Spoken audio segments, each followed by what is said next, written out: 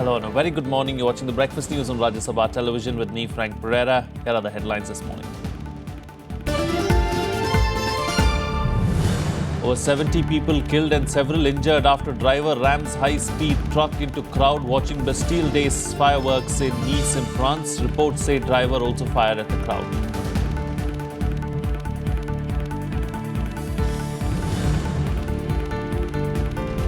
Over 146 Indians evacuated from South Sudan after Operation Sankat Mochan was launched on Thursday. Many Indians refused to return despite MEA's appeal to leave strife-torn country.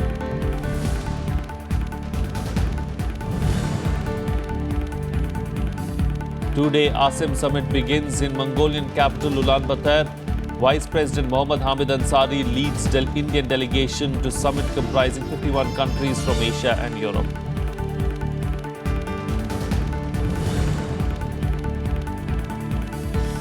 Arunachal Pradesh governor asks Chief Minister Nabam Tuki to prove majority on the floor of the House by July 16. Tuki seeks more time. Former Chief Minister Kaliko Pul parades MLAs, claims majority.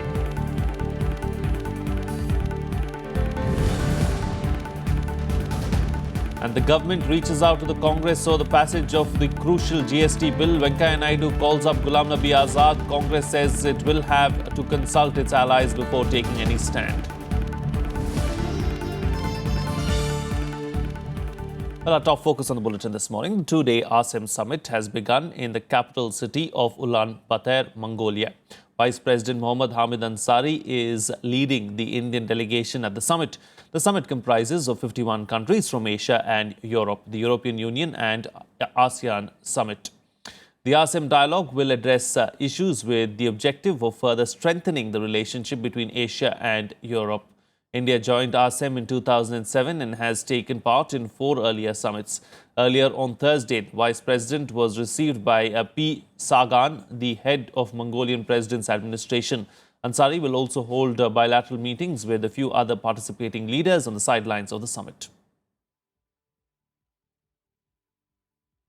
Well, our correspondent Aishwarya Kapoor joins us on the phone line from Mongolia right now. Aishwarya, what does the day look like as far as the Vice President is concerned? What's the agenda for the day? Frank, the 11th Asia-Europe Meeting Summit is officially commenced here in Ulaanbaatar, and the leaders, our Vice President Mohammad Hamid Ansari was today morning welcomed by the President of Mongolia. There was this opening ceremony which was attended by close to 51 ASEM partners, as well as the EU head Donald Tusk is here. And after the opening session, there is this plenary session that is going on at the moment. Also, our Vice President of India held a bilateral meeting with the Bulgarian Prime Minister. Now, the plenary session is not open to media at the moment, so we'll get to know the details of what happened in the meeting. But we do know at the moment that the number of issues that are on the agenda, including the issue of terrorism, also the implications of the Brexit vote on both the continents of Asia and Europe, also the ruling by the International Tribunal on the South China Sea. Now, these are the major issues that are likely to be focused during the plenary session that is on. The Vice President will also address the session in a short while from now. That has not happened so far. So the moment the details do come in, I'll get you all the details. All right. Thank you, Aishwarya, for joining us there with those details. We'll keep coming back to you, of course, to get the latest there from Mongolia. Moving on now, with the launch of Sankat Mochan, India evacuated more than 146 citizens stranded in South Sudan's capital, Juba city. Earlier, 2 Indian Air Force C-17 military aircraft reached Juba, and the first batch of evacuees will reach Delhi today after a halt in Thiruvananthapuram. India evacuating more than 146 of its nationals stranded in South Sudan's capital city, Juba, under the supervision of General V.K. Singh, who led Operation Sankat Mochan. They will reach Delhi today after they made a halt in Thiruvananthapuram. When we landed out there, 156 have come out with us.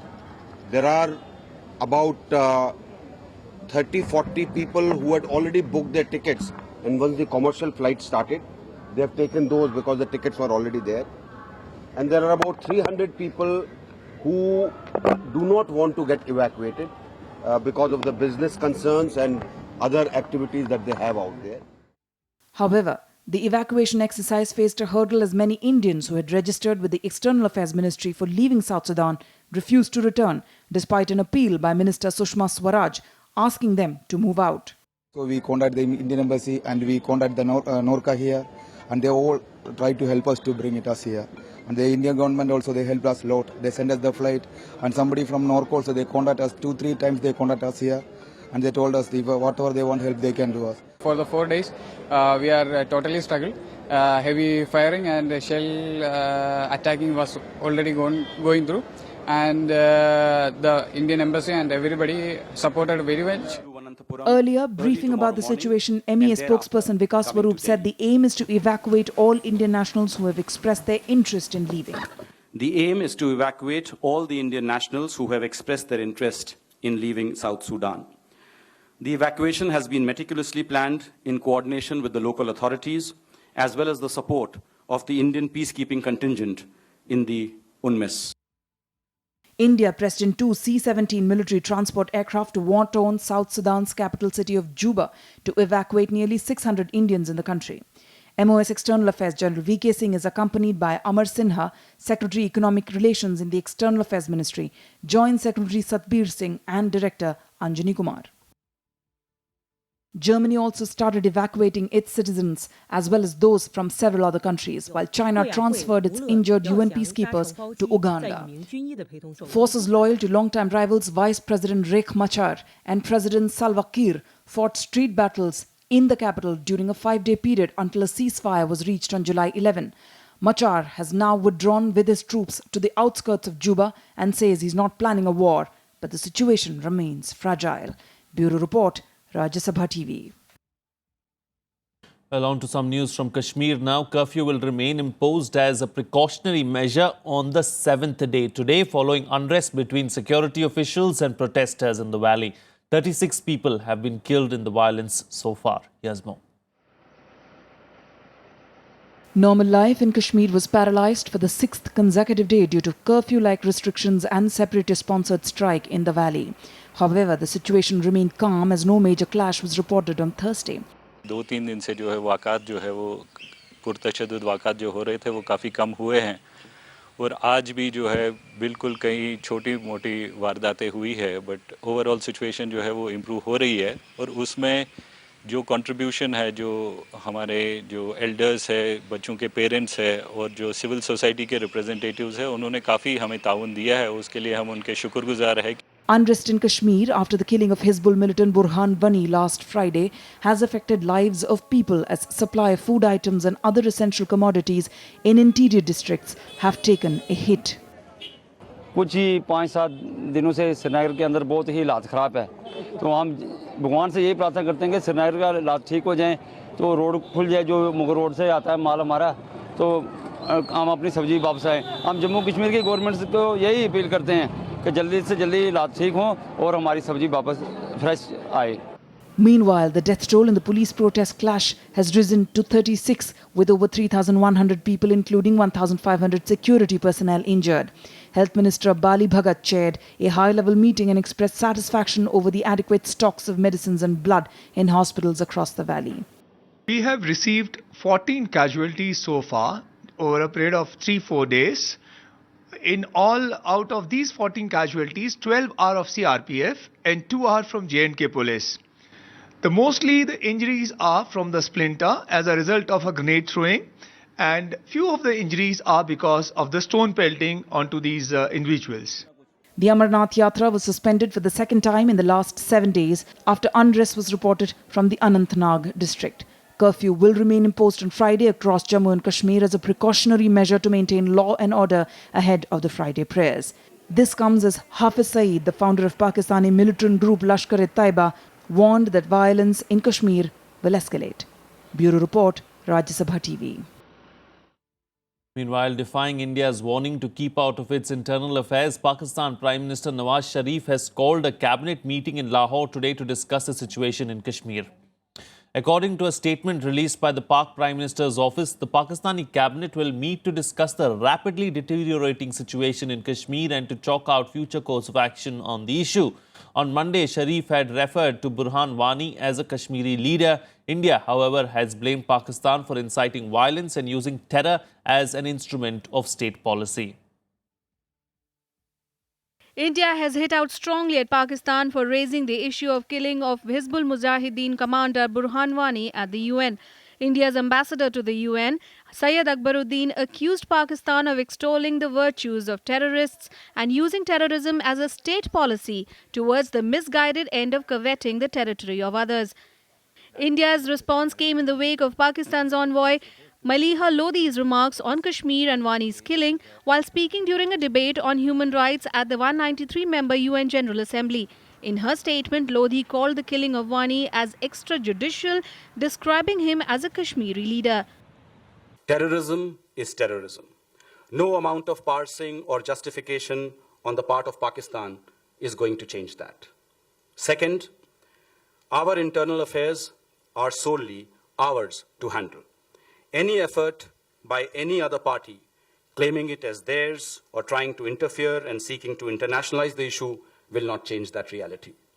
Akbaruddin also pointed out that Pakistan has repeatedly failed to convince the international community that it should gain membership of the Human Rights Council, most recently in this very session of the UNGA. केवल वो internal मामला नहीं रहा, बाहर से भी लोग इसमें कुछ आग डालने के लिए प्रयास कर रहे हैं, सबको मालूम हो गया। और दोनों हिजबुल मुजाहिदीन और दूसरा संगठन, दोनों लश्कर-ए तोयबा, दोनों ने मिलकर उन्होंने ओपन स्टेटमेंट भी दिया मदद करते हुए। It should be the endeavor of everybody to see that these terrorists are isolated. They are not only condemned, they are isolated. They should not be condoned for political reasons. Meanwhile, the situation in Kashmir remains tense, with the curfew continuing for the 6th day on Thursday. Heavily armed policemen and security personnel are patrolling the streets to prevent any untoward incident. Bureau Report, Rajya Sabha TV. Well, the Arunachal Pradesh governor has asked Chief Minister Nabam Tuki to prove his majority on the floor of the House by July 16th. Tuki has sought more time, saying it is too short a notice. Meanwhile, former Chief Minister Kaliko Pull has claimed a majority after he paraded MLAs before the media on Thursday. Reinstated Arunachal Chief Minister Nabam Tuki has been asked by the governor to take a floor test in the assembly by July 16 to prove his majority. The governor informed Tuki about the floor test in a communique.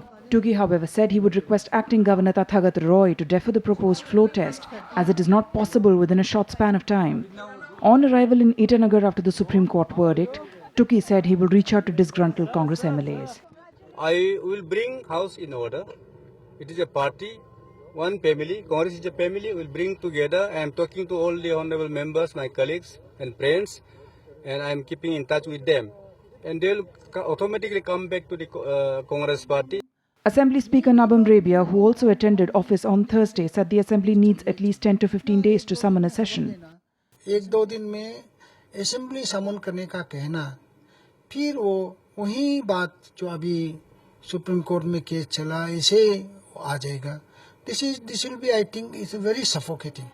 On the other hand, former Chief Minister Kaliko Pull claimed support of majority MLAs of the state. He paraded 36 MLAs in front of the media and asserted he has the support of 43 members of the Arunachal Legislative Assembly, which has a total strength of 60. President का proclamation से तुकी साहब out हुआ है CM, not because of the 15-16 assembly proceeding, not because of 13 Guwahati high court judgment. तो इसलिए form legally बोलने से अभी भी हम सीएम है, हमारा कैबिनेट है. With the majority government already in place in the state, the centre is likely to seek a clarification from the Supreme Court on the verdict restoring status quo ante as on December 15, 2015 in the State Assembly. जिस सरकार की वापसी वहां होना है, उनके पास संख्या नहीं है. वो खुद टेलीविजन चैनल्स पर हम देख रहे थे, वापसी का नाम तो चल रहा है, लेकिन उन पर किसी प्रकार की कॉन्फिडेंस नहीं दिखाई दे रही है, क्योंकि संख्या बल उनके पास नहीं है. In an unprecedented verdict, the Supreme Court had ordered restoration of the Congress government in Arunachal by quashing all decisions by Governor J.P. Rajkhowa that precipitated the fall of the Tuki government in January, holding them violative of the Constitution. Bureau Report, Rajya Sabha TV. Well, moving on to our big international focus now, an attacker killed at least 75 people when he drove a truck at high speed into crowds watching the Bastille Day fireworks in the French Riviera city of Nice late on Thursday. The attack comes months after Islamic State militants killed 130 people in Paris last year.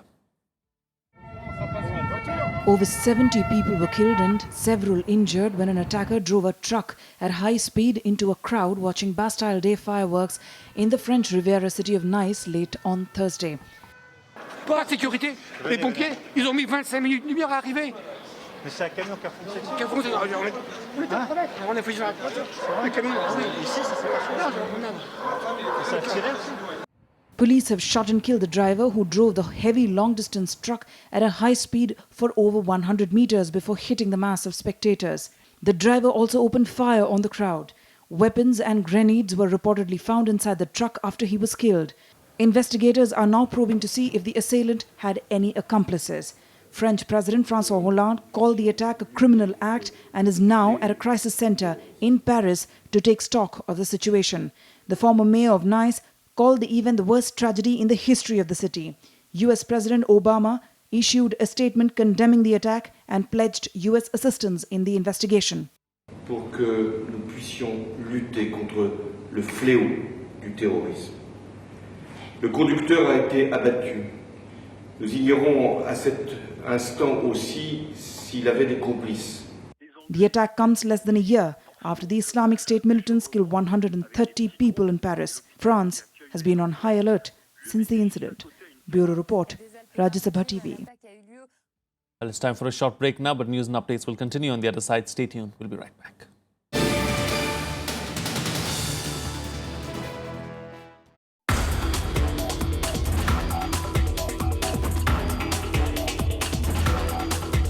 Indian pharma has done excellent in generic medicine.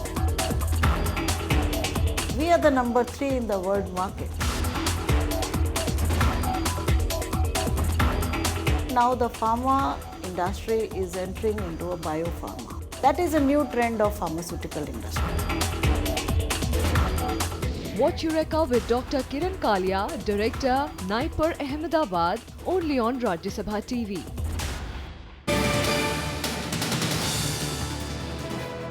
Welcome back. You're watching Rajya Sabha Television. Well, the government has reached out to the Congress seeking its support for the passage of the crucial GST bill. Information and Broadcasting Minister M. Venkaiah Naidu called up leader of the opposition in the Rajya Sabha, Ghulam Nabi Azad, to seek the Congress's backing for the passage of the crucial bill in the monsoon session of Parliament starting July 18th. The government has also proposed holding talks with the opposition Congress to iron out differences on the issue. A meeting of top Congress leaders like Azad and Anand Sharma with Finance Minister Arun Jaitley on the issue is likely to be held in a day or two. The Constitution Amendment Bill for the rollout of GST is pending in the Rajya Sabha for a long time, and the government is keen to see its passage. The Goods and Services Tax seeks to bring a uniform tax structure subsuming a number of imposts, and the government claims that it will help add 1 to 2% to the country's GDP. Top Congress leaders had yesterday deliberated on the strategy for the session with Party President Sonia Gandhi at her residence, where GST was also discussed. Will GST be a reality in monsoon session? Will you support it? Is there a forward? Well, I can't say without having meeting and finally deciding, and we shall have to talk to our other friends also, our allies also, and then we'll take the decision. Meanwhile, wholesale price index in the month of June increased to 1.62% compared to 0.79% in May. WPI inflation level now remains in the positive domain for the third month after staying in the negative territory for 17 months. Here's more. Rising prices of food articles pushed up the wholesale price index sharply to 1.6% in June. Food inflation jumped to 8.18% in June from 7.88% in May. Vegetable prices rose up by 16.91%, pulses by 26.61%, and potatoes by as much as 64.48%. The WPI data comes after retail inflation in June surged to a 22-month high of 5.77%. Corporate India is expecting RBI to lower rates to nurture growth, but chances of another rate cut look bleak, given that retail inflation jumped 5.77% higher than the RBI's annual target of 5%. Banks have yet to pass on those benefits to the consumer. Maybe that they are consolidating and they are cleaning up their balance sheet. Shacham would have wished that the interest rate should further be liberalized, but I think this is not a very opportune time to be working on that. The August 9th policy meeting will be the last for Governor Raghuram Rajan, whose 3-year term ends in early September. Between January 2015 and April 2016, he cut the repo rate by 150 basis points to 6.5%. The RBI had earlier cited several uncertainties regarding price trends, including a rebound in oil prices and implementation of 7th Pay Commission. With the RBI Governor Raghuram Rajan deciding not to seek a second term, taming inflation appears to be a huge task for his successor. Reporting from Delhi with camera person Prashanta, I'm Kriti Mishra for Rajya Sabha Television. Well, moving on now, the Congress has finalized its new team for the assembly polls in Uttar Pradesh. While Sheila Dikshit has been made the chief ministerial candidate, party MP and Gandhi family loyalist Sanjay Singh will head the party's campaign committee, while RPN Singh will be the vice president of the UPCC. आप CM candidate कहिए या party का चेहरा कहिए, किसी भाषा में Shrimati Sheila Dikshit. Desperate to salvage its image in Uttar Pradesh, where it has been out of power for more than 3 decades, Congress finally bit the bullet by naming former Delhi Chief Minister Sheila Dikshit as the party's face and chief ministerial candidate for the state. While Sheila herself termed it as a huge challenge, General Secretary in charge of the state, Ghulam Nabi Azad, put up a strong defense against the corruption allegation on the former tail. मैं तो समझती हूँ कि हमें जिम्मेदारी दी है, विश्वास जो मिला उसके लिए मैं बहुत बहुत धन्यवाद देती हूँ अपनी पार्टी.